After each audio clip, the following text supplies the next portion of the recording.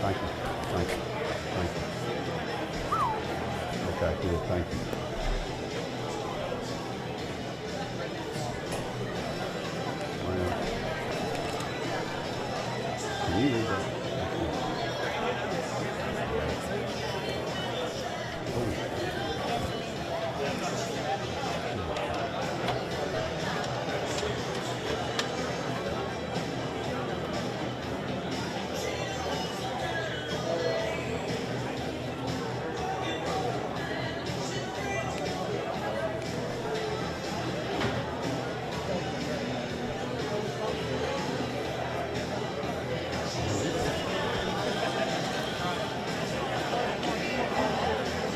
Well, can you read that? Thank you. I don't know.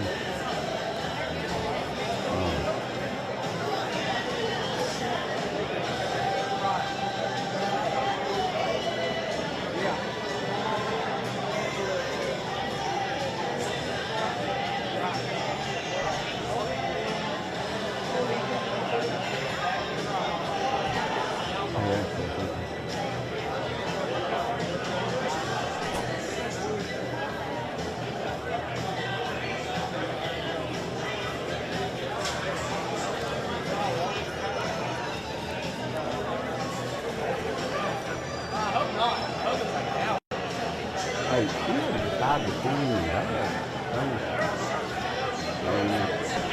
She said a good friend of mine here over here just sent this to send us and find out the fans in Gadsden. Her brother and children. From Lindsay Hart. Just found out from my sister-in-law Lindsay and then the state of Lindsay died in the park with the name of hydroponics and tree.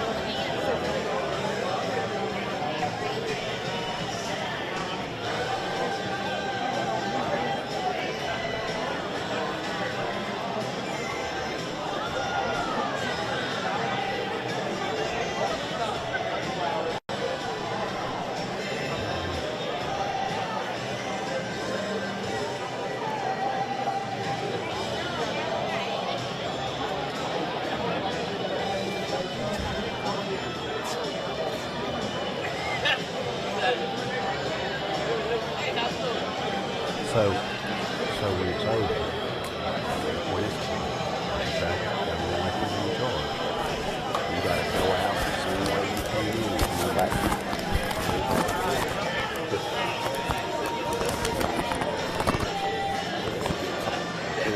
It's over. We want to get ABC 30, 34, I ain't like that. I don't know who has one. This is ABC.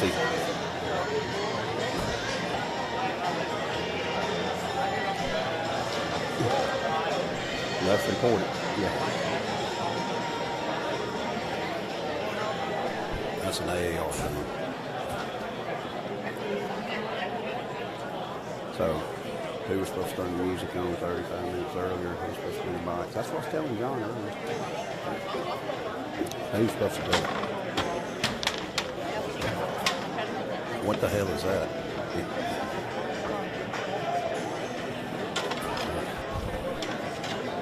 I don't know. She can cook.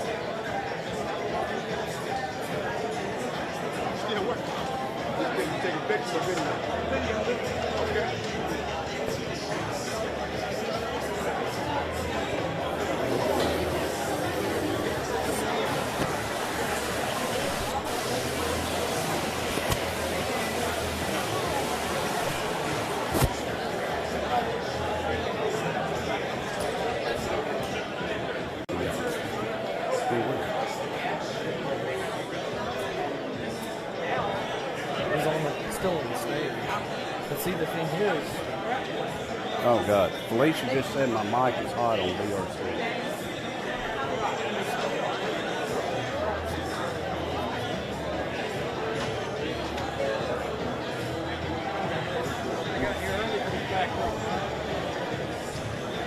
oh, and then this should come with some more seats.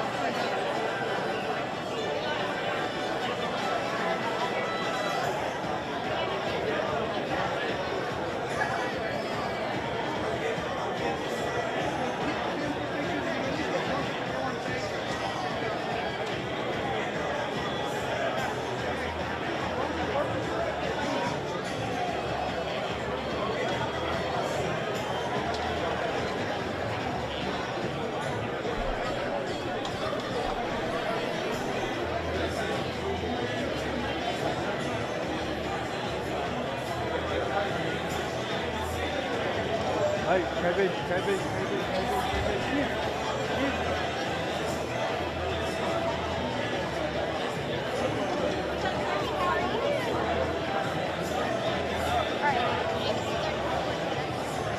All right, guys, welcome to the venue. We got about 5 minutes to kind of help you start making your way back.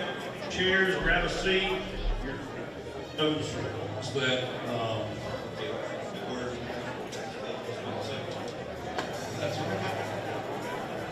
if you're kind of in one of those rows that you're kind of sitting on the end, if you're going to kind of just squish in and this is all be family line and make room for everybody in the back. About 5 minutes.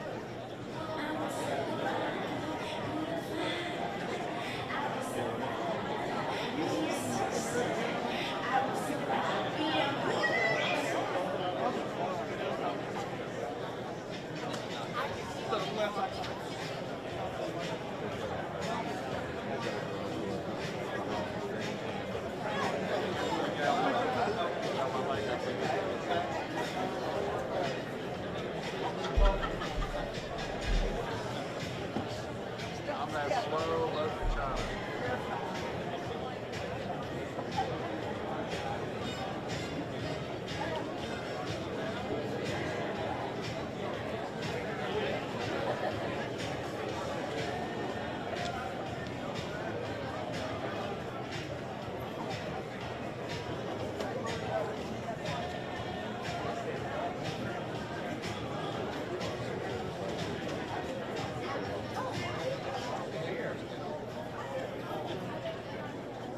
Hey, good evening, everyone.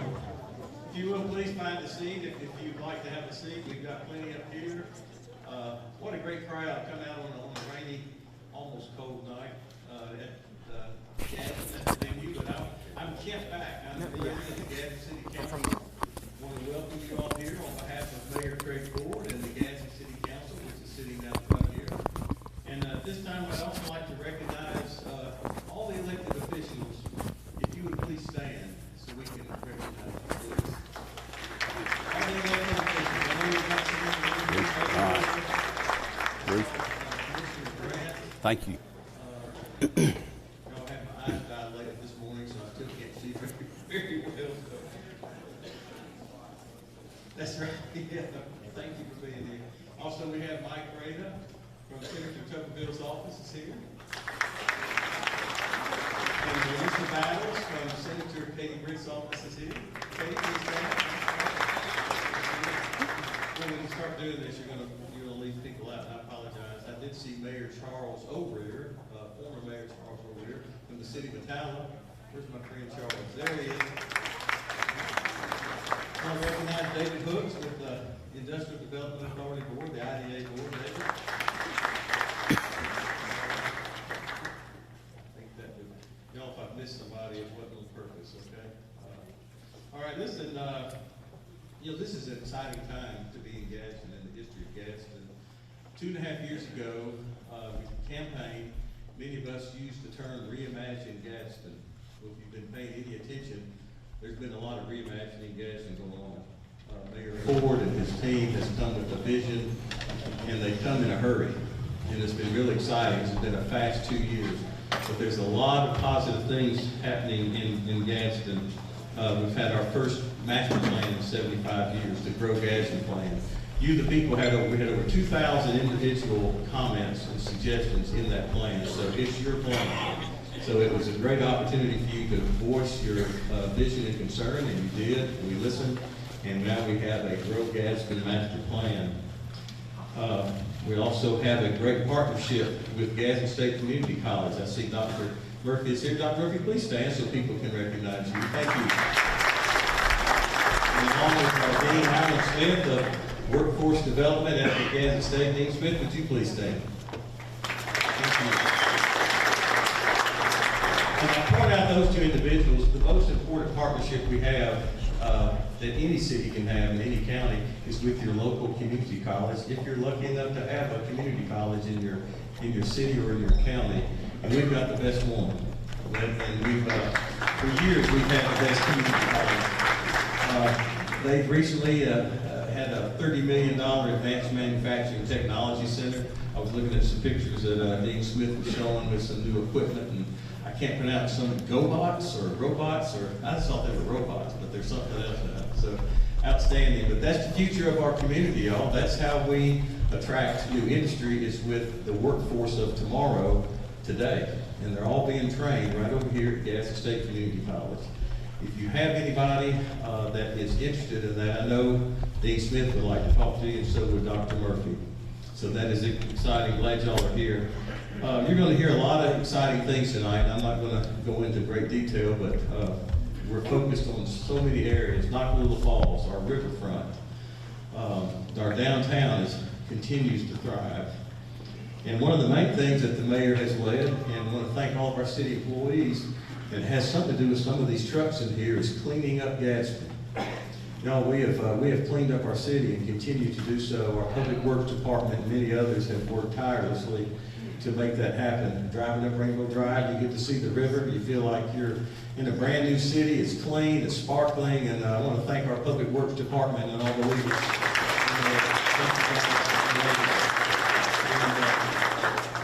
Well, we talked about reimagining Gadsden, and we talked about our future. That's what you're going to hear about tonight. You're going to hear talk about developers. You're going to hear David Hooks has talked about the business he's been in the last, in his 6 years here, the last 2 years with site selectors, people coming to look at our area, at our city and our county. Our airport, Northeast Regional Alabama Airport, is really bustling. We've got great leadership out there, and we have new runways that have been redone.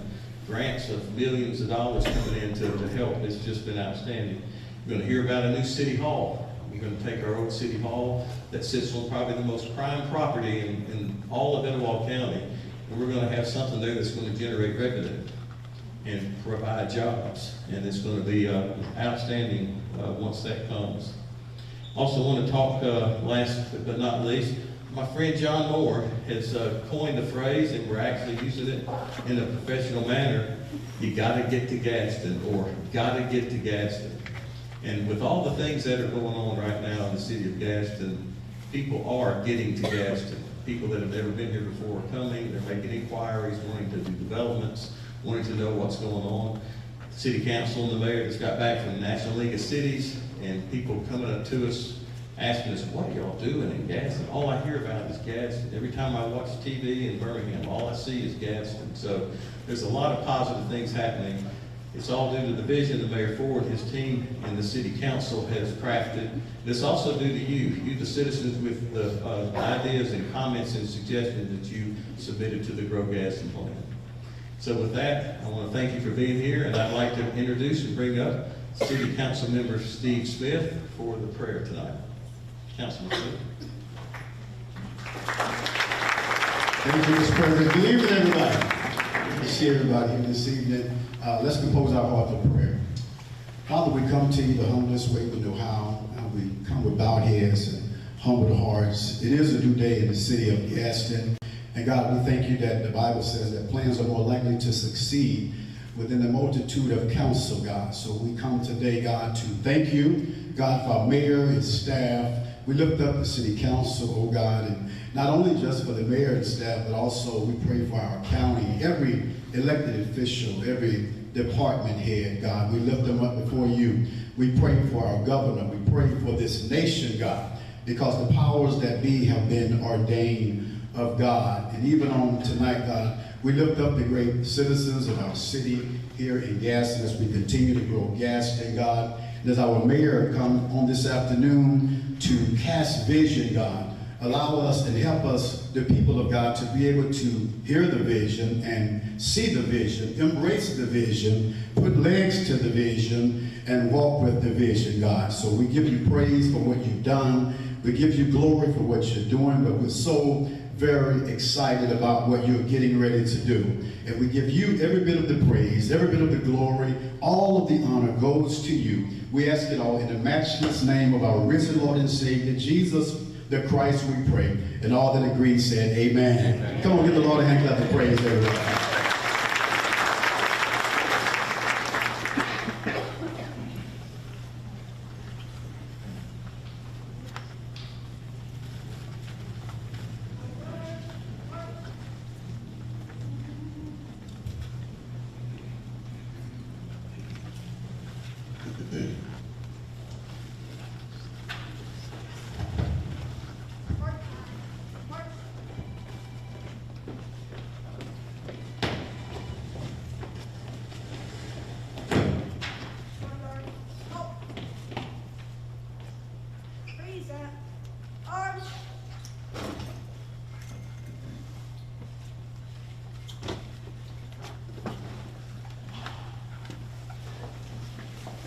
Please stand and join me in reciting our Pledge of Allegiance. To the flag of the United States of America and to the republic for which it stands, one nation, under God, indivisible, with liberty and justice for all.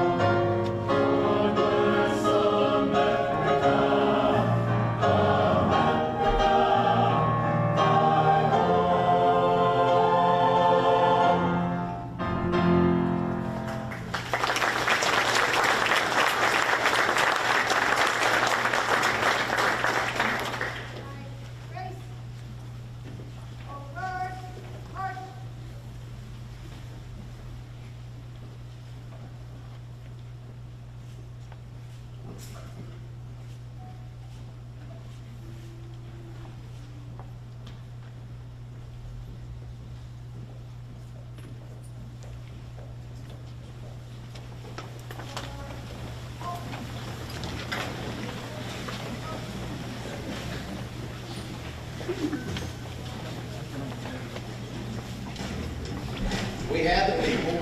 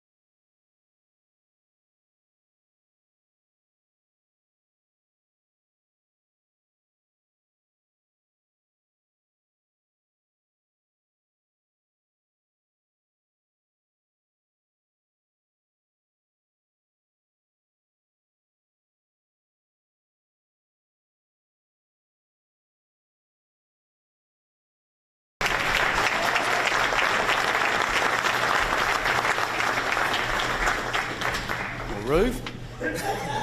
What a beautiful crowd. Give yourself a clap. All right, so nice to be here tonight. I'm glad to be here, and I don't know if my microphone's working or not. Can you hear me? Is it working? Okay, good. All right, good deal. So Ruth and I are backstage arguing who's going first. And I said, I ain't going in front of Ruth, so. Nope. I did what I was told. There you go. Turn it up. All right, a little technical adjustments. That's okay. Test, test. There we go. We're not going to do what we did last year. We're going to sit right beside me. Yep, keep it still. All right, so it's good to be here tonight, isn't it? Thank you, Ruth. All Glad to right. be here. Thank y'all for coming. Absolutely. All right, so before we get started, I know that you all received some cards, some little index cards, and you have filled out your questions. I'm going to ask that you will pass those questions down to the end. In Legacy Club, will you come around to the ends on each side and pick up those questionnaire cards for us? We can do that as we get started and start this conversation. So are you all ready for a great conversation of where we've been and where we're going? How about that? All right, so it's been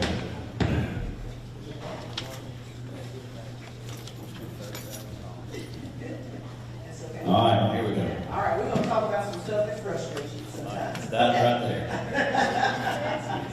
All right. No, we're doing this baby. Okay. All right. All right, so Mayor, you've been in office for 2 years. 2 years. 2 years. 2 years to go. All right. So tell us what a day is like for you, because many people might have some perceptions, but we want to hear from you. So it's very humbling. I'll tell you that. What I do, I get up early, get up real early, and I like to get up before Public Works gets into office. I get into the office about 6:30 or 7 with Ty and Howell and some of those in there. Public Works, raise your hand if you're here. There they are right there.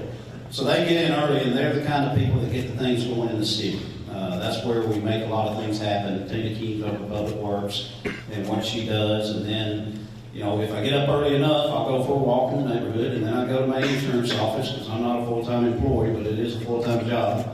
And I'll go to the insurance office, and I'll stay till about 7:30, and then I'll leave and go to the city hall, and then it's meeting after meeting after meeting after meeting after meeting. And it's a lot of fun, but I like getting out in front of the people, and when we don't have a lot of meetings, we'll get out, we'll go visit the people in the community, and that's the only way to know what's going on. And a lot of times you'll go from finding a dog in a neighborhood, somebody's upset, to bringing an industry that's got 1,100 jobs potentially coming. So it's funny how, in Montgomery, you would go down and you could pass a bill in 5 days. And in city government, it's everything from A to Z. So the fun part is dealing with people like Patrick Lawler, who's here tonight, who we're going to mention later. But people that want to come and invest in Gadsden and put their money in Gadsden, and then we need to put our money behind him, and we need to work together in a triple P, a public-private partnership, and try to grow Gadsden and do quality of life issues. So, and then it goes on to about midnight. So just text messages and contacting Brendan and our finance director, our city engineer, and all these projects we got going on. Yeah. So a lot of times you're texting at 3 o'clock in the morning. So I do that, and I get accused of that. So we do a lot of emailing at night, and I can't sleep. So, my doctor told me I was okay, so we'll just go with it. All right. Okay, so let's shift and let's talk a little bit about some of your goals. So when you ran for mayor, you had some short-term goals and you had some long-term goals. And a lot of those goals you fulfilled, but from the short-term goals, some of the things that you ran on was first responders, pay raises, staff and training, and everything in between that. So of those short-term goals, what's left? So, everybody knows I'm in the military. You're never in. It's like a hamster on a wheel. So you're constantly trying to come up and do things. And Tina the other day said, I think we're close to hitting all of our objectives. So we've got to come up with some new ones. Well, it's easy to come up with new ones. Cleaning up Gadsden has been a focal point of not only mine, but the voters. And it's something that's important to me. We were talking today, I think, in either city council or either in the leadership meeting.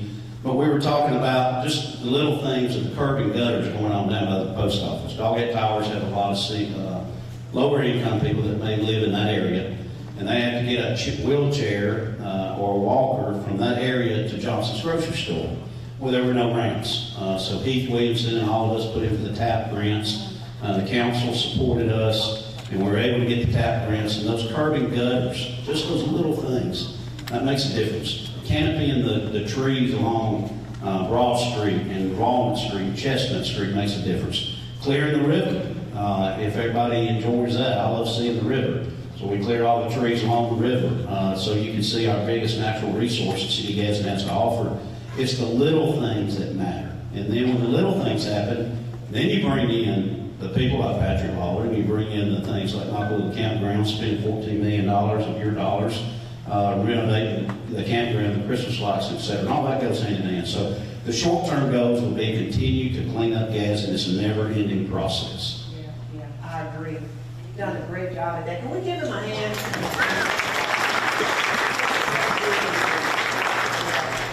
Well, and some other things that you looked at coming right into office was employee pay raises and really addressing culture and things like that. And so where are we with those? So the first year we came in office, the council, and I want to recognize the council, the mayor can do nothing without a council.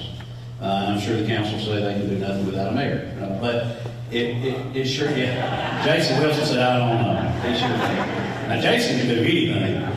No, Chris Robinson can in District 7, Jason. Yeah.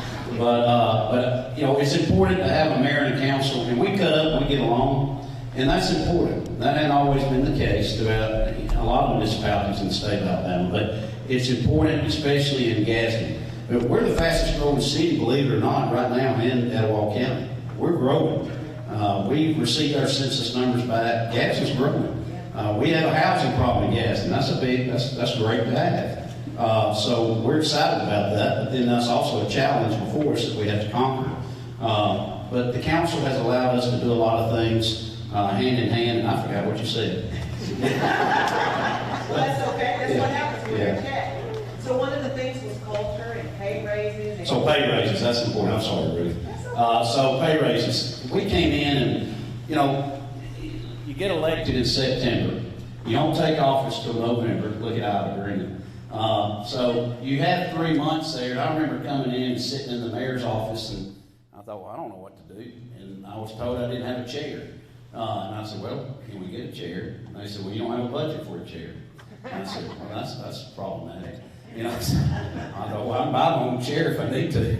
And then I was told the mayor's office at that time didn't have a budget. So I said, well, we got to have a budget, especially if we want to hire Ruth and Tina and John and all these other people. So I was trying to build a staff around us and being able to have a budget. The council comes in. They allow us to pass a budget. We put together a budget, and they slammed it through first day, and I was like, thank God I get a chair. But it's those kind of things that we dealt with. Then I started looking at the budget. So the first year, I was on the Education Trust Fund budget in Montgomery. We dealt with a $9 billion budget, but you had a slew of attorneys. You had a slew of accountants, and you had a governor's office that they presented a budget to you. The legislative fiscal office presented a budget, and then you had a third party present a budget, and then you met somewhere in the middle. So that's what I was used to. So when I came in, it's up to the mayor. And I was like, I don't know how to do a $100 million budget on my own. So we had a finance director that had been with us a long time and did an excellent job in making sure all the T's were crossed and I's were dotted, and make sure we had a lot of savings, what we call our contingency account. And so, you know, the first year then she retired, and we threw Brandon to the wolves. And Brandon was there, and you know, when you have somebody that's been there a long time, they do a lot of stuff with pencil and paper. Brandon comes in and he's like, look, I'll just be honest with you. I'm looking for everything. I'm like, hey, we do this together. So it was me and him and Brett Johnson. And I said, here's how I want to do a budget. I want to call every department in, sit them down, give us your wants and your wishes, and then we'll see what we can come up with. Well, then we started looking at pay. We probably had 30%, and this is sad to say, 30% of the employees lived below the poverty level in the city of Gadsden. That was just not acceptable. So then what we did, we started looking at pay raises. So we had approximately 600 full-time employees, 250 full part-time seasonal employees. Y'all, that's a lot of employees. So we're sitting there. Brandon looks at me and he says, well, what are you going to do? I'm like, I don't know, what can we do? Well, to give a 2% pay raise to all those employees is $850,000. So you got to grow the budget $850,000 just to give a 2% pay raise. And that also means you're going to still operate on your last year's operating budget that you had the previous year. Well, that's unacceptable because you want to grow, you want to do projects, you want to do quality of life issues, you want to build splash pads, you want to change stuff. Playground equipment needs to be replaced at the falls. It's turning colors, et cetera, et cetera. The train for Christmas on the Falls needs 2 battery packs, I found out today, $23,000, you know. So we're going to get those battery packs because we generate $1.1 million off the Christmas lights. Don't forget about that. They open next Friday night. That's the plug, okay? But it was important to me, and Brandon, I never will forget, he said, Mayor, what's your priorities? Well, the first year, my priorities were making sure that employees were paid at least more than what they were making, but try to get them to where we could be competitive with other municipalities. So that was something we focused on. And we were able to get the employees, and some got 16%. I wanted to look at the ones on the lower level, and I wanted to get them up to more of a livable level. And then I wanted to look at the higher level and see how to adjust it. And we made some mistakes, you know, but we corrected them year 2. And then the first responders were important to me. I wanted to make sure, I'm not sure, Tina, correct me if I'm wrong, I think we gave out 3 pay raises to the police, 2 the first year, 1 this year, and gave out fire department 1 raise, and then another raise, and another, I'm not sure, but don't hold me to that. So I wanted to get them up because people were still in our first responders. Now, y'all, when we came in office, we were about 15 to 20 firefighters short. That's important. Now, I'm an insurance guy, so your ISO rating, what you pay for homeowners, is affected by that. You know, how far you are from a fire hydrant, how long it takes the fire department to respond to your burning house, or et cetera. We're fully staffed in the fire department. Now, we had 2 retire, I think, in the last week, so we're 2 down again. We have 100 firefighters in the city of Gadsden. That's phenomenal. So, I mean, y'all, that's phenomenal. I mean, until you get on this end, you don't realize what a big deal that is. The police were about 25 short police officers. The first year, I think we just got 3 out of the academy about 6 months ago. They do what you call ride along. Once you hire a police officer, it takes approximately 9 months before they're on the street. So we're 9 months behind from right now. The last class just went in. We had this officer named Unloop, who's phenomenal, who put together this recruiting tool. He recruited 8 more. Well, 8 get in. So Brandon and I did a budget this year. We only have 5 slots left before we're fully staffed. Guess what we got going? We're about to swear in Tuesday, and I make sure I'm at every swearing in. We're swearing in 11 police officers. So that's not credit to me. That's credit to the council and everybody else for us raising the pay, but also to our captains who are in the back in their dress blues, and our police chief, and Unloop for doing what he does. And I decided to change some things in the police department. I want kind of, you know, people know me, I'm like a bowl and china shop. I said, hey, you know, definition of insanity is doing the same thing over and over, expecting a different result. So I said, hey, we're going to do our own drug task force. We're not getting the results we want. Nothing against the county, nothing against what they were doing. It's that we needed our own. We needed to focus on Gadsden. I wanted build a fence around Gadsden, take care of Gadsden first, and then we'll assist others. And so we did that. And then our dive team, we put some money into them. We put some money into our SWAT team. And we've got all sorts of, let me tell you, we got the baddest, I got to be careful, baddest police department in the state of Alabama. They're pretty cool, I'm telling you. And if you want to have some fun, run around with them, because I get to play Army every day now. So that's one thing we're impressed of. I'm really impressed with our police department, fire department, and our EMA. Yeah. And so that's really Yeah. So that really is a big deal. And so when we see you and the council working together to move those dollars around, I hear you say this a lot. There's only so many jelly beans in the jar. That's right. That's a John Moore statement. That's a John Moore statement. Yeah. So you're moving the jelly beans around to make That's it right. work. So when you ran, I want to kind of hone back in on this. There were things that you saw that made you want to run for mayor, right? We know that you had served in the legislature, had done a great job there. But there were things that you saw. But when you came into office, there were things that you couldn't anticipate, right? Because you couldn't know what was behind the curtain.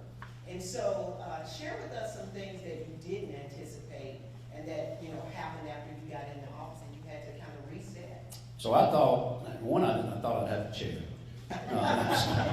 But I thought, for real, being in the legislature is crazy because you get a lot of support staff in Montgomery. You're one of 105 or one of 35 senators. And I just thought, well, you get right in, you got a lot of support staff. We do have a lot of support staff. But in the mayor's office, they all look to you right out of the bat. They look to you and say, what are we going to do? And I'm like, well, wait a minute, I ran on this, but I'm going to recheck it, put it in neutral, then we're going to fifth gear. We're skipping 1 through 4. But I had to really focus. I knew one thing. A lot of people knew my uncle, Danny Ford, used to coach football at Clemson. He became the head coach of Clemson, I think, at age 31, won a national championship at age 33. We just all went to Clemson and went out and visited Greenville. Y'all, we got to go back. We want to be the Greenville of Alabama, Greenville, South Carolina of Alabama. That's one reason I wanted to go up there. Danny, he's the youngest coach ever. My uncle, who grew up on Hope Street, Alabama, poor as a church mouse, and won a national championship. Well, he'll tell you, he wasn't the brightest bulb on the Christmas tree. But what he did do is surround himself with good people. He surrounded himself with some young coaches, people like Woody McDuffie, if y'all ever heard of him. Famous coach in Michigan, ended up in Michigan State. Bill Oliver. Nobody heard of Bill Oliver. Came out and got him out of UTC Chattanooga, brought him over there. They call him Brother Bill. What does that mean? Came out to be a famous coordinator, famous coach. But Danny knew one thing, surround himself with good people. So I knew I got to surround myself with good people. And I went after a guy that ran Spectrum, who knew that's sales, government, and made a lot more money than what he's making now. And John Moore, and I went to him and I said, man, let me talk to you. We're friends. Would you be willing to come on? And he said, you know what? Let me think about it. At first he said no. And then he kept talking. I knew then I'm going to go talk to his wife because his wife and my wife are friends. And he said, I'll never forget this. He said, I'm tired of working. I want to have fun. So then I knew Tina King. I barely even knew Tina. I knew TC better than I knew Tina. And Tina, somebody said, you need to get Tina to help you run your mayor's race. And I was like, well, in Montgomery, you have these consultants. I'll talk to this lady named Tina. All I know she owns an olive oil company or something like that. So I went to talk to her, and I thought, well, she's sharp. She knows her stuff. And Gwen's the one who said, you need Tina you need her. Well, we were running the campaign with Jeff Johnson. And I said, let me tell you, Tina, if I win, will you come on? She goes, we'll talk about that later. First, we're going to get you elected. Then I said, I need somebody that in the 501c3 area that understands United Way, yada, yada, yada. She said, you need to hire Ruth Moffitt. And you can tell this story, but I called up Ruth, and I said, Ruth, I did call you up, and I won, and I said, we won. And I said, Ruth, will you come work for me? She goes, I never met you. And I said, well, I think I'm a pretty good guy. I don't know. I said, but would you be willing to come work for the mayor? She goes, it must be a God thing, so yeah. And then we had Brett Johnson, who we just lost, who was phenomenal. Y'all remember Brett? He was president of SGA Jackson State, and he went to go be the IDA director at DeKalb County. We had him for 2 years, who did a lot of changes, helped us in the city, and he's still on contract with the city of Gadsden. I wanted to keep him on contract, so he's willing to do that, and they allowed him to do that. So I knew to put a staff around him, and that's what I didn't know coming out of the gate. And thank God, for real, thank the good Lord, we had a council that worked with us. Because without a council, like I said, we can't do anything. So. That's right, that's right. So, on that same cusp, I bet you didn't anticipate that you would have to decide when to turn the air off. No. Turn it. That's a funny joke. Back on. That's an inside joke. So when we went to City Hall, the first thing they did, somebody turned the air off. And we're on a boiler system at City Hall. Look at Tracy Cordell smiling, carried pain. So then all of a sudden it got 90 degrees. And we had the heat on and it was 90 degrees. And I was like, what in the world is going on? Well, rain came, my office flooded, puddles were outside my door. And then I called, I said, who do I call? Well, at that time we had Melissa Battles, who went to work for Senator Katie Britt's office, running my office down for Bridget Perkins. And so we called TR, we came over there, and he said, well, I just got to be honest with you, I got 30 punch list items in the building right now. I was like, well, could we please at least get the water off the floor? So we're in a building that, you have to split the boiler system. I just made the decision against Heath Williamson's, he's in the back. He always says, hold off on the air as long as you can, man, I'm sweating up here. So we have to go from heat to air. You can't just turn it on overnight. So we are moving City Hall. Y'all, this is huge. We had a guy at Regis Bank. If y'all remember a guy named Jim Stuyvesant in the community, he's kind of a pillar of the community. He went to First Baptist Church. Great guy, went to church with him at First Baptist. His son, Paul Stuyvesant, is over in commercial real estate for Southeast United States. When I first got elected, Tim brought him in. I met with the guy. He didn't know who I was. He thought I was my brother. We started talking. And he goes, you're not who I thought you were, but hey, congratulations. And I said, so what do you do? If you don't think the Lord's hand's on the city of Gadsden, it is. And he said, have you ever thought about moving to City Hall? I said, well, matter of fact, I talked about that in my campaign. And he said, where do you want to move it? And I said, anywhere but here. And I said, this building's got to be torn down. We got an estimate. We had an estimate done on it. If the building, Jan's going to laugh at this, but Jan's already told me, Brian and Bill said, this building ought to be condemned. I said, we can't condemn it yet. We're working in it. It's full of black mold. But so we're doing the best we can with asbestos and everything else. So this guy said, why don't you make an offer at Regis Bank? And I said, Regis Bank on Broad Street? And I said, man, there ain't no way we could ever get this done. The taxpayers would never let us do this. And he comes and he says, just think about it, make an offer. Well, I don't know. I'm not in real estate. I'm in insurance. So I called Mandel Tilden, who's a friend of mine. I said, give me a ballpark figure. It was Craig, I don't know, 10, 12 million. I said, we ain't got the money. I ain't going to the council with that. They'll kill me. So he calls me up about 2 weeks later. He said, you make an offer? And I said, man, Paul, I don't know what to say. I'll just be honest with you, we can't afford it. He said, why don't you offer 2.8 million? And I said, would you take 2.2? And he said, why don't you offer 2.8? And I said, would you take 2.5? And he said, I'm going to say this one more time and then we're out. And I said, hey, Paul, before you say it, we're taking 2.8. And but y'all, if you've ever been to Regis Bank, the bank furniture to us, city employees, it's phenomenal. I mean, it's like this kind of stuff. It's real wood, And I said, would you throw in the furniture? And he said, that's an odd request, but I'll run it up the flagpole. And he comes back and he says, Greg, y'all can have the furniture. And so he said, but here's the deal. We want to move Regis Bank to the first floor, and we want to cut it in half. We want to take the end over there, and we want to pay $72,000 a year for rent. I was like, what, are they crazy? But I was like, this is great. And he goes, that's what we want to do. And then they ended up doing the deal. The Regions people are down there. They're wonderful. We're moving City Hall. We bought the building for 2.8. We bought the building adjacent to us, so we put our first responders over there. Merrill Lynch, I think, is paying us $8,000 a month for rent on the bottom. Eventually, the building will pay for itself, which that's kind of crazy. So, I mean, that's the Lord's hand on it. Now, we're going to spend $18 million of taxpayer dollars to refit this whole thing out. But we're doing it with money that we've saved since we've been in office, and the council has saved, and we're able to pay for it as we go without having to do a bond. So, y'all, that's great. And it's going to be great for Broad Street, and it's going to, somebody's clapping. Yeah. But it's going to be, it'll be better for... Also, ADA compliant. The building we're in now is it's got to go. Oh, so on the other hand, on the building, where we are now, John Moore's recruited a hotel to come there. So we're having a 4-star hotel come. The plans will be released soon. It's 105 rooms, rooftop bar, generates revenue, lodging tax, etc. So all that whole quarter is going to be popping. We were told I guess we go ahead and let this out now since we let that out. But everything's going to go from about $100 a square foot to $300 a square foot. So if you're interested in investing in 1 to 300 blocks, better hurry. So those are, you've listed quite a few things, and we haven't even gotten to the long-term goals, but you mentioned City Hall, you mentioned pay raises, you mentioned all of these realignments. So talk to us a minute about all of this equipment that we see lying around this building. So that's a big deal. Public Works, would you stand up if you're here? Public Works, go ahead. There you go.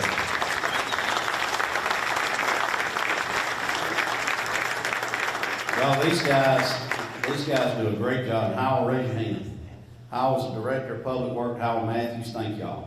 But when I came in, I sat down with Howell, Ty, Jason Hill, David Cooper. Forget me if I forget somebody's name, Howell. But they said this loader truck. I'm gonna take a stab. It was $250,000. Am I right, Howell? In that ballpark. We had 8 loader trucks running around. Everybody was complaining about the leaves. Everybody's complaining about everything else. Well, I talked to Tiffany. Well, I called Tiffany over at Fleet. Well, we got 5 trucks out on the road. How do we have 5 trucks when we have 8 trucks? And it takes 8 trucks to run our routes. And she goes, well, that's a problem.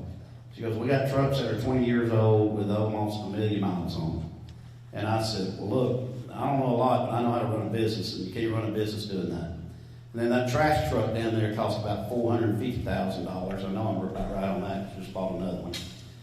And so we had 7 or 8 trash wraps running, and only had about half of them on the street because they had 600,000 miles on them, and the rats had eaten the cords. It's just crazy. I mean, just you can't make some of this stuff up.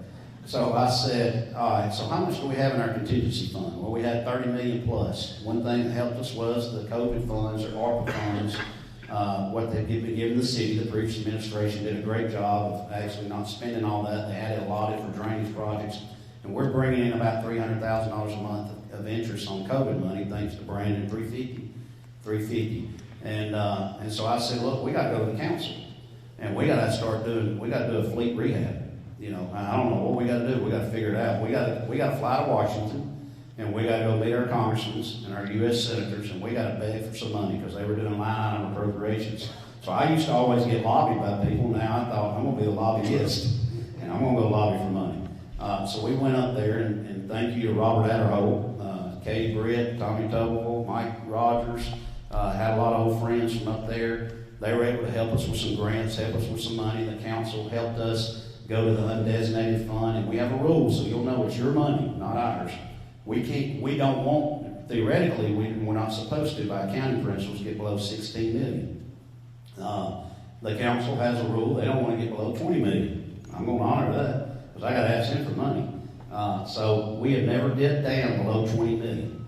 So we kept adding a lot, going to undesignated funds. And Jason Wilson one time said, y'all are going to get tired of asking us. One day we're going to say no.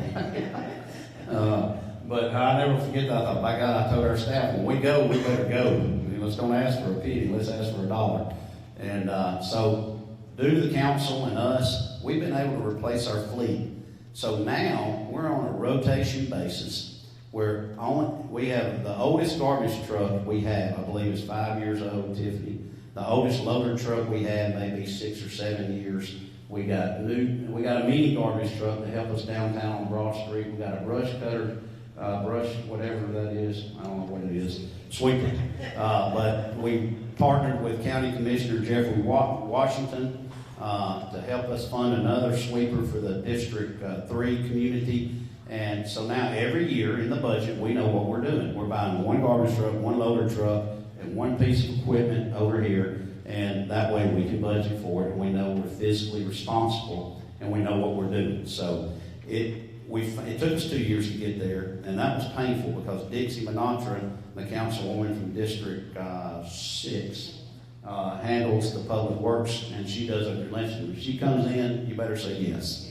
But she does a good job. And y'all, let me tell you, what was crazy was you spend all this money, and we had this lady call me, and she got a hold of me, and she said, I want to tell you something. I thought, here it goes. I'm about to take a good old chewing. And she said, for the first time I worked third shift, I was able to sleep this morning because that garbage truck didn't wake me up. And I thought, there you go, that's worth $450,000. All right, so it sounds like it's been a lot of work with the city council, with Grant City, like they call us, and just a lot of hard work, but it's paying off. So before we get ready to go to our Q&A, so I know we got all of our questions, I got one more question to ask you before Yes, we ma'am. get to that. And that is, you have a reputation of running with no brakes. Absolutely no brakes. I mean, in high gear. And so, it has to be, I know somewhere along the line, it gets frustrating when you're not able to run in that 10th gear, or how many ever gears it is. What are some things that have frustrated you? Because I know we've worked on 411, 759, paving, all of these are big, big items. Tell us some of those things that's frustrating. In one word, government. The slug, I have this visual in my mind all the time. If y'all watch Roadrunner growing up, where he runs in place and he spins and dirt kicks up, I think sometimes, God, we're just running like Roadrunner. You know, we got to go. We miss nothing against the previous administrations, y'all, but we got to go. Other cities have grown. Look at what Kathy Murphy, Dr. Kathy Murphy, has done at Gadsden State. You know, she came in, by God, she's no breaks. She's partnered up with us and partnered up with the previous administration, workforce development with Alan, gotten that place going. I heard Kent say it in the back. Got new things going. She's constantly calling me, saying, you want to partner up with this, you want to partner? And I'm like, man, I love this lady. She's a woman after my own heart. But, you know, she's growing Gadsden State. Look at Gadsden State now. Largest enrollment they've ever had, everything going on. And she's partnering up with the city, the school system, Keith Blackwell. One thing I want to make sure we did when we came in, we partnered up with our school system. So goes our school system, so goes our city. If we don't have a good school system, I can't recruit industry when I go sell the industry to these people, because they won't know where they're going to send their kids to school that locate their industry here. So it's just getting the wheel going and not missing a spoke. And then everybody, and John always tells me, hey, Tommy Battles is mayor of Huntsville, and he's a friend of mine. And he said, do you think Tommy Battles worries about if we drug the field on Friday at 5 p.m.? I said, no, but I do. You know, so, and he goes, you got to let that go. We got it, you know, and I do got to let that go because we got great employees handling everything. But, you know, that's the kind of stuff that bothers me. And there's one guy here I'm going to ask to stand up. Patrick, stand up real quick. I want to start this slideshow, Michael. So Patrick Lawler, y'all ever been to Gunnersville City Harbor? That's the guy. Okay. So that guy we met, I don't know, we were driving around Coleman John or something one day. We came back through and met him at City Harbor, and we met him, and we just become friends. And then he said, I think Gadsden's a gym. I want to look into it. Look at this right here. So this is, you know, behind Arby's, the movie cinema, that's just sat there for 20 years maybe. I don't know. This is what's coming. This isn't a pie in the sky idea. This is what's happening. The city of Gadsden owns the land. Patrick's going to invest in Gadsden, and he's going to build this. And we hope Patrick makes a ton of money, because if he makes a ton of money, we make a ton of money. And we also offer a quality of life issue for the residents of Gadsden. But it's time. It's Gadsden's time. And this is one of the big things, along with City Hall, movie, hotel coming, and then what we're going to do on Megan Complex. That's a big deal, too. So, aren't we in that beautiful room? Yes, that's absolutely. Yeah.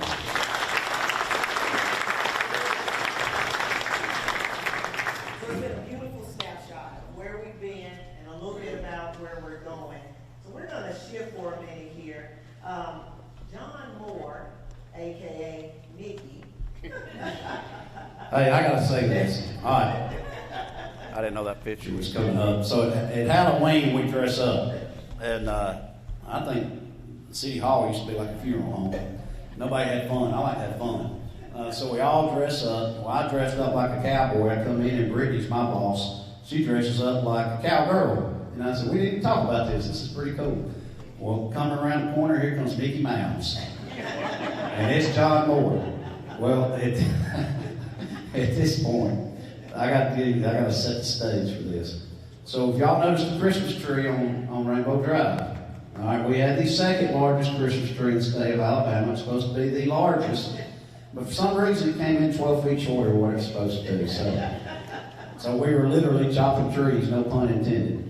And John's mad, and he's sitting there mad, looking at the contract with Brandon and Brittany chewing somebody out. And I'm going, John, we just can't take you serious. And you got on a Mickey outfit, man. Come on. So go ahead, John. I'm sorry. Yeah. I'll go back to this one. All right, so we're going to start the Q&A session, but before we do that, we took the liberty of going out into the public a couple of weeks ago with our team with Jesse and Garrett, and we actually asked some of our citizens out on Broad Street what was going on in Gadsden. So we're going to share you a little video real quick of what we came up with.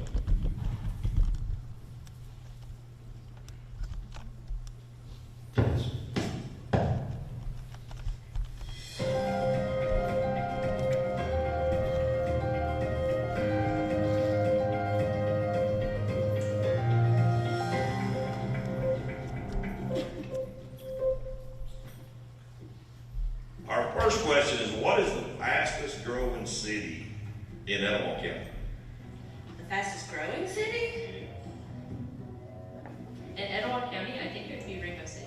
That's Gadsden. What? Yeah, Randy, what do you want? This is a Gadsden video. Yeah. Gadsden. Good answer. Gadsden. Gadsden. Gadsden City? Yeah, once again, that's right. Do you guys know who the mayor of Gadsden is? I don't know who. Yes, do you? I don't remember. Don't know? I don't know, but I met him at game day once apparently. Yeah. I just went blank. I knew. Oh my word. It's like, it's a car, it's the name of a car, it's an F-150, it rhymes with Gord, maybe, you know? Mr. Ford, right? Mr. Craig Ford. Craig Ford. Craig Ford. Craig Ford. Yeah, Greg Ford, that's exactly right. Good answer, that's right. If you were to have to take an animal and describe Mayor Ford, what would it be?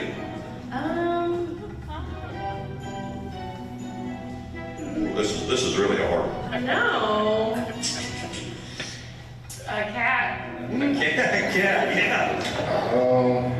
I'll say a lion. Ah, there you go. Kind of ferocious. That's right. Fearless. That's right. Leader. Maybe like a tiger. There you go. Good answer. That's right. Mean, quick. What is your favorite thing about Gadsden?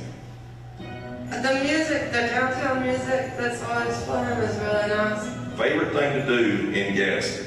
Hanging out at my dad's spot. That's right. Tuscaloosa Avenue. Yes, playing that good music. Yes, sir. Right? Good fish. That's right. What is your favorite thing to do in Gadsden? Honestly, just walk around and look at the little shops here. So tell me, what is your favorite thing to do in Gadsden? Hanging out downtown. I love great downtown, beautiful. That's right. I'm hiking up at the falls. The falls. Yes, that's exactly right. What brings you guys to Gadsden today?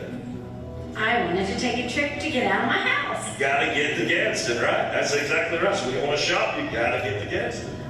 And lovely Gadsden. Lovely Gadsden. That is correct. That's right. Let me ask this question. How many districts are in the city of Gadsden? I'm gonna take a guess. 6. That's close, actually. Seven. That's right. And so how many districts are there in, council districts are there in Gadsden? 6, 7. That's right, yeah, so you know. All right, so you live in Gadsden, and you know what district that is? District 4. District 4? District 4, yes. And who is the council person for District 4? The person would be Jason Wilson. A great answer, but that's actually not right. No, sir, I'm sorry, is it that? Yes, that's right. Yes. Good answer. Kim will love that. That's right.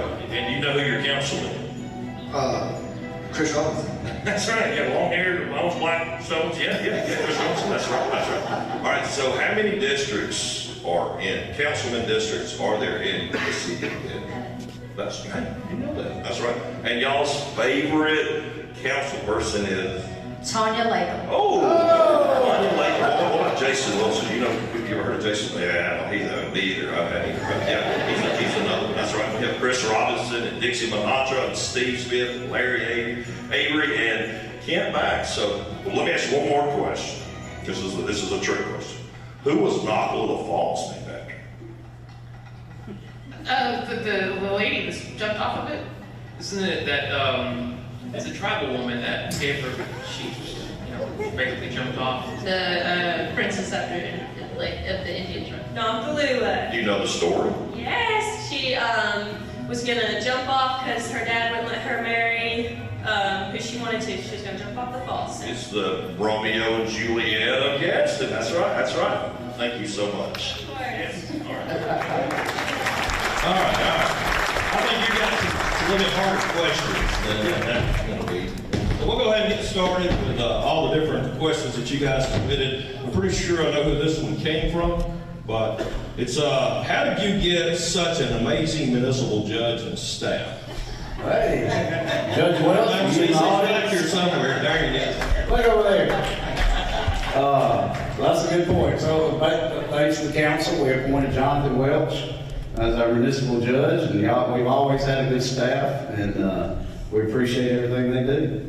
And it's over in East Gadsden, if you didn't know that, J.B. Weaver building. That's right. There you go. So I get this one a lot, and I know everybody on our staff gets it. What's going on at Goodyear? Yeah. So David Hooks is David here? Raise your hand, David. There he is. So David has to come and get me to sign what's it called? NDAs, where I don't understand what that means, so I can talk. Non-disclosure. So he goes, first sign this, because you like to go out and tell everything you hear that's good. And I do, because I'm running for office. So there's about 5 people, 5 companies looking at Goodyear as we speak. Last week there were 3. This week there's 5. So it's not that we just want to take just anybody. We want to get what's best for Gadsden too. Pay is important, health care is important, but also is it somebody that's going to take up the whole part of the plant, portion of the plant, and then there's also, I'm not going to say too much, there's a lot of land behind Goodyear that's available too, so there's a lot of movement going on in Goodyear. I'll just let you know that. A lot of positive movement.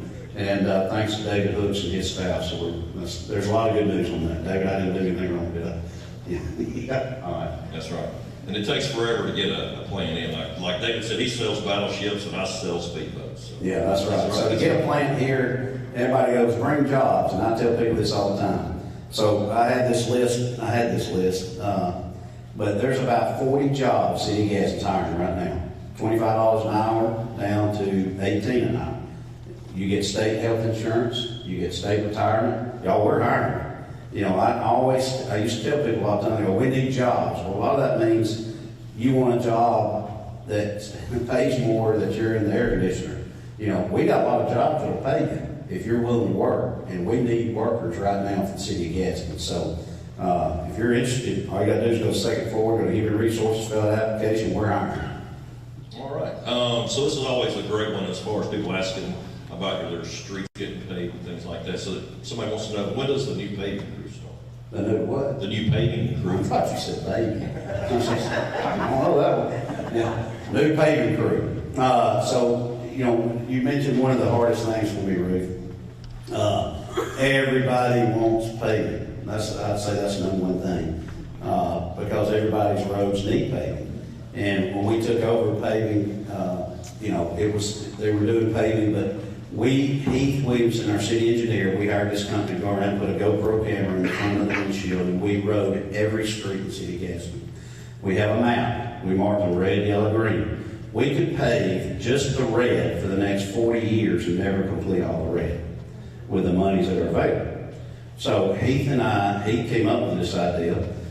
Heath's in the back, and I always say, Heath isn't working, we ain't making money, but we're not growing. So he said, have you thought about ever doing our own paving crew? I said, no, but I like the way you're talking. Let's keep talking. Heath and I did a pro forma. He did a business plan. We have somebody that was in the paving business that retired. He got out of his non-compete. We're starting our own paving crew within the city of Gadsden. $3 million, your tax dollars. We bought our own paving equipment. We're still going to buy our asphalt from a local contractor. but we're going to be able to pave, and what it's going to do is allow us to pave faster and more streets, and that's important. That's a huge deal, people, I'm telling you.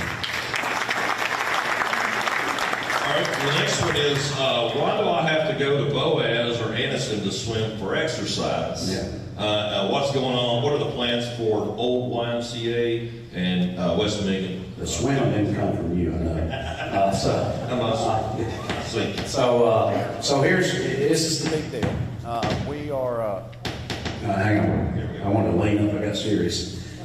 So Megan Boulevard, y'all know where the sports complex is. We're about to wipe it out, hopefully, with the council. We met last week in Tampa, Florida, with the group. We have 35 million in debt, in bond debt, 37 million. Half of that debt is based on the high school, Gadsden City High School, that the city's paying, which is good. We should be doing that. But we have a AA bond rating, and we are in a position, as of last year, 2 years ago, to make a large bond. So what does that mean? We go out like you borrow a home, buy a home.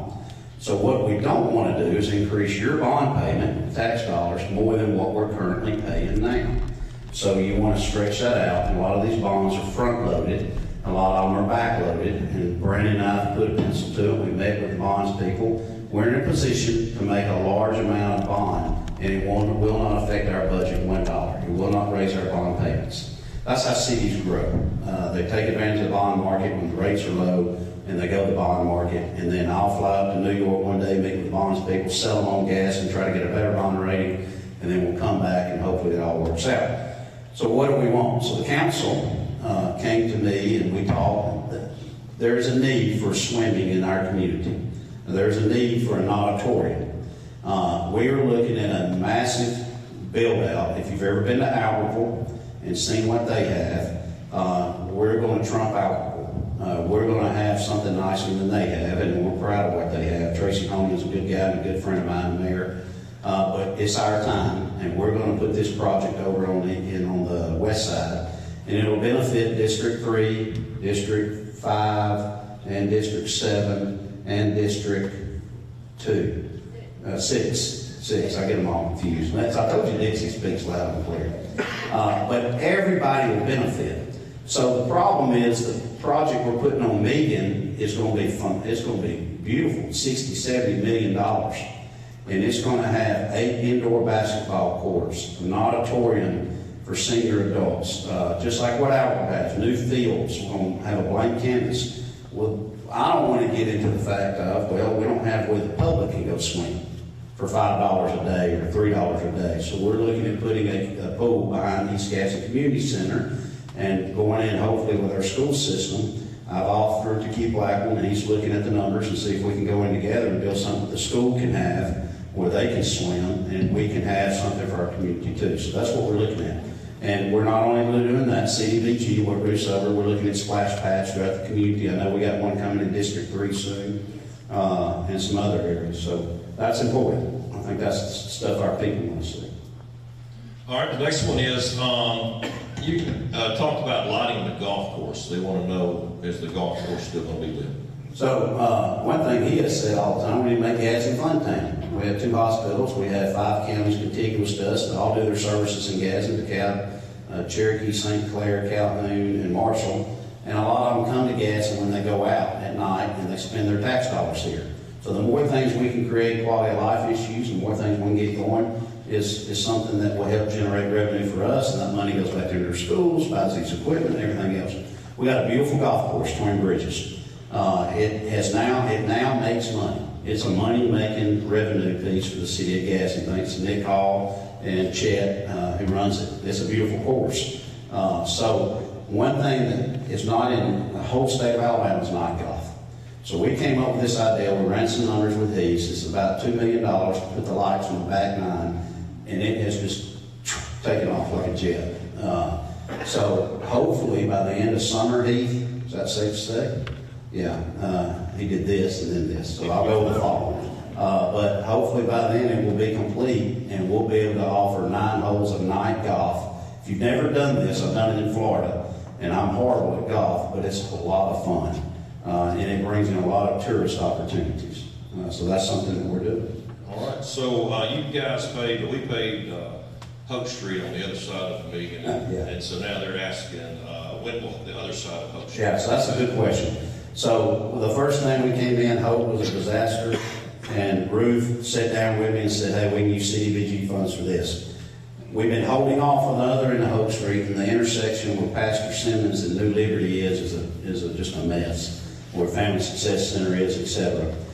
So we were waiting on the Eastern Connector, the 759 extension, because we don't want to fix it, and then 2 years later, they're going to come in and tear it all up, and we got to do it again.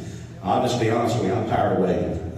We're going to go ahead and do it. We're going ahead and fix this road, and we're going to go ahead and fix the intersection and get it ready, and then we'll hope for the best in the future. If we tear it up, we tear it up. But I drive over there a lot. That's where I grew up, and it's a train wreck. So that's something we're going to fix, and we're going to go ahead and fix it now. And I think it will help Pastor Simmons in the New Liberty area right there. He's trying to build a center, and we're trying to go in partnership with him. But and I'll bring this up since I don't know if it's on there. The Eastern Connector. We're jumping through hoops as we go, and it's going to happen. It is happening. I know the naysayers say it'll never happen in my lifetime. That's not true. It's going to happen. It went from the Corps of Engineers. It was a state-funded project. I know a little bit about this being from Montgomery. It's a state-funded project. Went to the HUD, went to the Corps of Engineers, went back to the Historical Society. Now it's with HUD, and we got to get HUD to release it, and then it goes back to the Highway Department. They purchased 70 properties. I think they got about 50 more to go. They're in the process of that, but it's in its last phases, and then we're ready to kick it in, and they're going to go ahead and start the bridge and the concept that goes around behind the science building at Gadsden State. So we're close. All right. This one, somebody must live on Riverside Drive because they're wanting to know when that road will be fixed. That's a setup question. We're paving Riverside Drive. It's a cool story with the commissioners. Yeah. So here's what we're doing on Riverside Drive. That's a long road, and it's a mess too. It's a red. You know, I talked about the red, yellow, green. It's red. And we went in with Craig Inser. We didn't have all the money, so I called Commissioner Craig Inser, Commissioner Jeffrey Washington. The county butts up against it on one side. So I said, if y'all are willing, we'll go in a third. Well, man, they were willing. So this is what we're talking about, partnerships and getting along with other communities. We're about to pave all of Riverside Drive, and it needs it. It really does need it. So whoever has that, thank you. All right, this is probably for you and Ruth. We'll close with this one.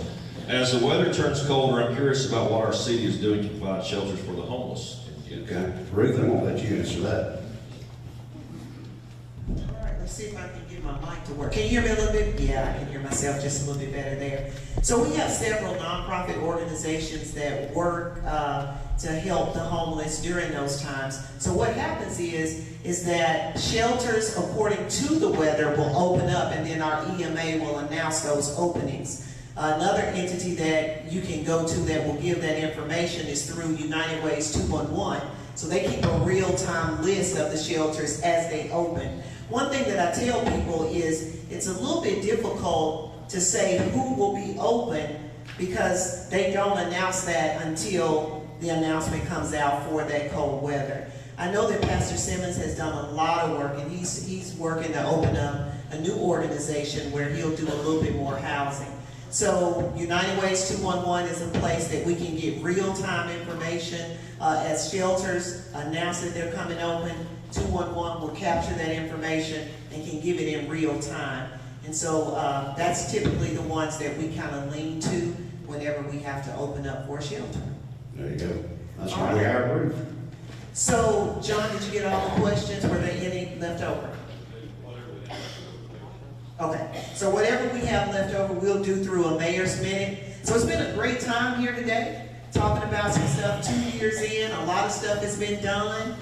Still a lot more needs to be done, but you can look around the room and see that where taxpayer dollars have been. So in closing tonight, what do you want people to walk away with, Mayor? What is that centralized point? And I want you to hit on, I wrote this down because you highlighted this, the I Love Me book. Yeah, okay. And three's a charm on microphones, so if you come back, we'll have to figure it out next year, okay? We spent a lot of money buying these microphones, we don't know how to work them. And we went through a dry run today, so.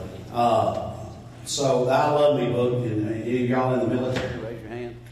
Anybody in the military? So, you know, in the I Love Me book, if you do something in your records, you put it in your I Love Me book. So I told them we're going to create an I Love Me book. And Ruth, I can't move because I'm holding this microphone. We have these books in the back, I think 200 books, and we call it the I Love Me book. This book will show you every department of the changes that we've made in 2 years. It's crazy to think about. And it wasn't me, it was the city employees, the council, and the staff. But it's hands-on approach, hands-on management, the things of how we change Gadsden. So what I want you to do to take out of here, y'all, let me tell you, there's a lot of negative in this world. You can turn on the news wherever you listen, CNN, Fox, MSNBC, anything you listen to. There's so much negative out there, I just don't watch it. I can't watch it anymore because I get all tore up, whoever I'm watching. Think of the positive of what's going on here in Gadsden. There's so much positive happening in Gadsden. If you just look around at these vehicles, that's positive. Not only for your services, but for the people that's driving these vehicles. Now they're air conditioned and they have a better work environment. Think of the positive things that are happening in Gadsden, Alabama. We're not perfect. We're going to make mistakes. Our police need to be paid more. Our fire needs to be paid more. Our public works does. Our city employees. We're getting there. Be patient with us as we get there. But y'all, we have gone light years. If you just think about the things that are about to happen, a new city, it's hard to envision, but the new city hall, that's going to be unbelievable, something you'll be proud of. A new hotel overlooking the city of Gadsden. I'll go ahead and tell you, we're going to meet with Mike Rogers, Congressman Rogers from D.C. We're looking to get a $12 million pedestrian bridge to connect the east side and downtown, so the people on the east side can come to downtown and it'll be a light rail. We got a $3 million grant. We didn't even mention that before Brett left office for Rails to Trails from District 7 all the way down to 654 or 653. That's crazy to think about. All that's going to happen. Hopefully the complex that comes over on the west side, that's happening.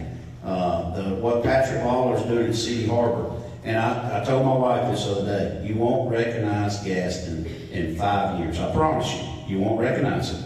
I don't know, but Patrick said as soon as he can get his park permits and everything signed, 2 to 3 years, Patrick, it'll be done. So I hear it all the time, oh, it'll never happen, it's never happened. Well, let me tell you, by God, it's going to happen. It's going to happen. I'll run through a brick wall. I want to get up, and I'm afraid to move. But I get excited. I get really excited. So I just, this stuff is happening. And we're growing. We're adding employees, and we're getting quality employees, too. So I ask you to please be energetic. Help us define our narrative. That's something we ran on 2 years ago. And when you hear the naysayers, move on. Tell them to call me. Everybody's got my cell phone number because that's all I do is call my phone. And so just call me. So thank you. And Ruth, before we leave, I want to recognize my family. Okay, yes. And I don't ever look at it. And tell me where to get the book from. Yeah, where is the book? It's back there on the Okay. corner. Yeah, I don't know. We got the book. It's back there in the corner. Yeah. There it is. Chief Jaggers is somewhere back there. But so I don't ever look at my family when I talk about it because I get emotional. My wife, Gwen, my daughter, Wells, her son, my son-in-law, her husband, who wasn't here for a couple of years. He was activated in the military. He's now out of the military. They live in Birmingham. And my son, Jonathan. Would y'all please stand? Come on.